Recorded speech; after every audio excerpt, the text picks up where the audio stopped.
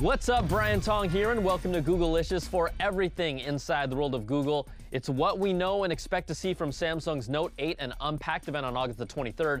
But before we start, we all know about the solar eclipse seen here in the US, but Google had to get in on the action during an eclipse viewing party at 14th Street Park in New York to unveil the official name of Android 8 as Oreo, where only 5 people there were really paying attention to it. Like, you can see the anticlimactic statue unveiling here again during the solar eclipse viewing party. Just gonna leave that right here. Okay, let's get to the big stuff, and we have to give props to Evan Blass, who has been revealing a constant flow of images and specs for Note 8 before anyone else. Until Samsung confirmed the leaks by publishing the Note 8 on their US website and then taking it down later, but come on, the secret's out. So let's jump into the specs. The Note 8 will have a monster 6.3-inch AMOLED display with minimal bezels and a new 18.5:9 aspect ratio at a 2K native resolution. It will be IP68 rated like other Galaxy phones for water and dust protection, and the design will be more squared off compared to the S8 and S8 Plus. It will bring 6 gigs of RAM, a bump up from the standard 4 gigs in most versions of the S8 and S8 Plus. There's 64 gigs of internal storage plus a micro SD card slot for more expansion. Now, the US gets a Snapdragon 835 processor. Globally, it's the Exynos 8895 chipset.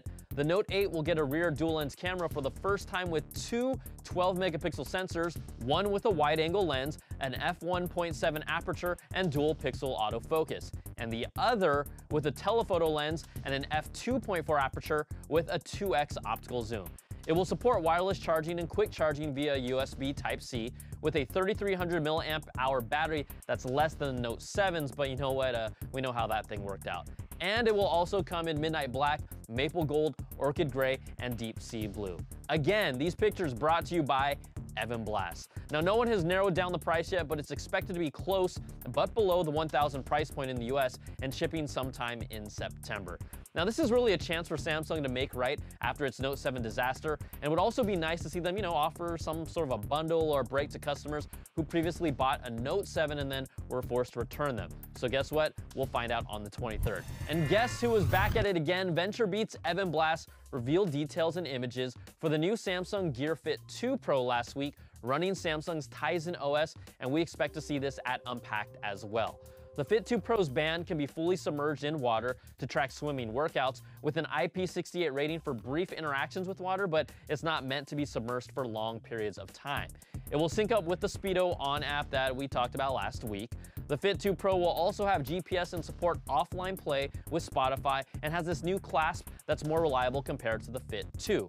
It's compatible with both Android and iOS, and the leaked screenshot shows us it will retail for $199 US, but we'll wait for the official confirmation. And this next one won't be ground shaking, but we could see a new Gear VR headset. It was updated with the Galaxy S8 in April, but it largely stayed the same and added a motion controller. Now we'll see if the new Gear VR is compatible with the new Note 8 or if it adds anything new. We know Samsung is working on their own standalone VR headset that includes positional tracking. They even showed it off at Mobile World Congress in Shanghai in July. No word if it will make an appearance at Unpacked, but you know what? You never know. Okay, here's the details. Samsung's Unpacked event is Wednesday, August the 23rd. It starts at 8 a.m. Pacific time, 11 a.m. Eastern time, and will last about an hour. You'll be able to watch all of our live coverage with myself and the CNET crew starting at 7:30 a.m. right here on CNET or at Livestream, YouTube, and Periscope channels, where we'll be taking your live calls as well, so we'll see y'all there. All right, that's it for this week. You can email me at googlicious@cnet.com or tweet me at Brian Tong. Thanks so much for watching. We'll catch y'all next time for some more of that Googlicious. Googlicious.